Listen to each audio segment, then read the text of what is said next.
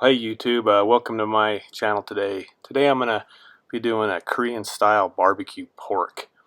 It's one of the recipes we like finding in the store. There you're going to pay about $18 a pound, and this one come in right about $3 a pound when we did it.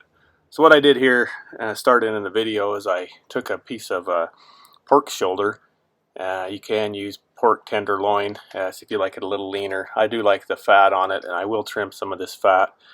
But I took it, the whole pork shoulder, cut it into 3 sections, molded and formed it, wrapped it in plastic wrap, and put it in the freezer.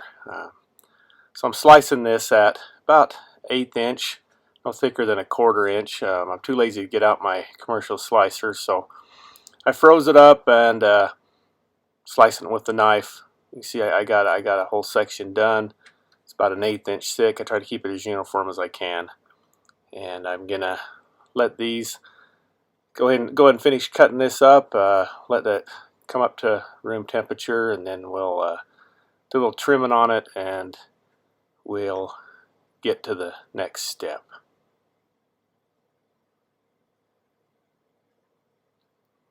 Okay, so here I got it all cut up. Just getting ready to do some trimming. It's just hitting room temperature. It's going to be about 4 pounds of meat. So once at room temperature, we'll get it into a marinade. Alright, here's some for the marinade. I'm going to start with 4 tablespoons of dark brown sugar. I'm going to add in 2 teaspoons of ground ginger, 2 tablespoons of dried onion, 6 cloves of garlic, or about 1/4 cup of minced. I like using the minced because you get a lot of juice and stuff in there with it. We got here 2 tablespoons of sesame oil, or any oil you got laying around. Sesame's traditional, but whatever you got. We're going to add 1 cup of soy sauce, and this is Kikkoman soy sauce, none of that low sodium or nothing, just straight up soy sauce, and 2 tablespoons of sesame seeds. And then I'm going to also add in 1 pretty big tablespoon of coarse black pepper.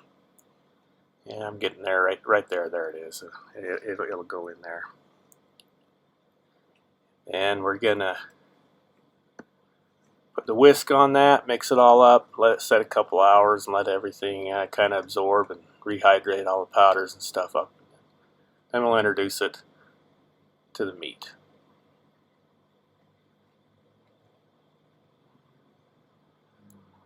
Alright, so here's some of that meat. You can see I got it trimmed up. They're all kind of uniform.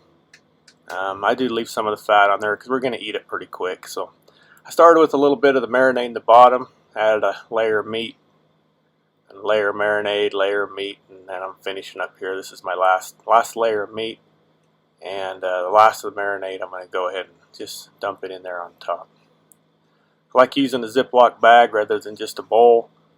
I'm going to go ahead and close this up. I'm going to remove as much air as I can, and then going to knead this bag. Flop it over, up and down. Just don't do it hard enough you bust it open. But I'm gonna do this about every 30 minutes. It's in the evening, so I'm gonna do it probably 4 or 5 times. Let it sit overnight, and then get ready to put it on the smoker or dry it in the oven, whichever you got in the morning. All right, so here we are at the next day. I've already loaded up a couple of trays. I spray the tray with non-stick cooking spray. Then I just lay the pieces on there. Try to keep them separated. You can see how tender they are. They soak up that marinade. They start breaking down a little bit. And it's room temperature. This is very important. Room temperature meat to go out on the cooker. It just, for some reason, it just makes everything taste better. Keeps it tender. I sort them on there. Try to get as many as I can on per sheet. Keep them from touching. Don't have to be perfect or exact. And then once we get them all on there, we'll go ahead and head on out to the cooker. Alright, here I am outside. I got the cooker going. Got it all warmed up. It's smoking. I got it set on a setting of 180. It looks like I'm running about 168 today with the ambient. I want to keep this as close as I can to around 200. So I'll bump it up to 225 and monitor the temperature. Got it loaded up there. You're going to have some drips. I've got foil in the bottom to catch the drips. And then periodically as we check it throughout the day, we're going to move the bottom to the top, top to bottom. That way they'll drip on each other about the same. And anyway, we're going to let this go for about 3 to 4 hours. So we're going to go the first hour and then we'll come out and check on it. Alright, here we are at 1 hour. See, things are starting to absorb some of the smoke, dry out a little bit. Thinner pieces are going to get done first. So I keep an eye on it pretty close. I'm probably going to check on it about every half hour at least. Just the thin ones, as they get done, I'll pull them off and leave the thicker ones until we're done. So 1.5 hours. You can see half hour makes quite a bit of difference. We're running about 200 degrees, and you can see some of them are getting pretty good. The color's about right, and we'll see what we do at 3 hours, or at 2 hours, I mean. So here we are, 2 hours. I went ahead and pulled one off just so I didn't lose all the heat out of my cooker. And you can see they're getting done. I'm flipping them over.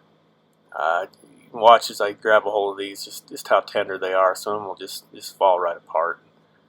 Anyway, I flip them over just to look at them. Just make sure we're not drying them out too much. You want these the consistency of a good piece of leather when they're done. If they go too much, they tend to dry out after they've cooked and get a little brittle like crisp bacon. I don't like that. I'd rather have them a little on the softer side. So anyway, we'll get these back on and check on them again. So 3 hours into the cook, you can see most of them are done by now, and these actually are probably, they're the fatter ones, or the bigger ones that I had in there had the most fat on them, and I let them go a little bit more than I probably should have. See, they're a little bit dark, but we'll pull them and go. So here's the end product. When you want to check to see they're done, moisture, if you bend it in half, I like them to bend a little more. These are kind of snapping, but that's just right. I mean, that's going to last for quite a while in the fridge, or you can even freeze them. These I get a batch done, and the kids stop by, and they'll be gone in 2 hours. So not a big deal. Have a little fat on there. Anyway, turns out real good. Say $3 a pound versus 18. You make a lot of this and enjoy it. Thanks for watching, and subscribe if you want.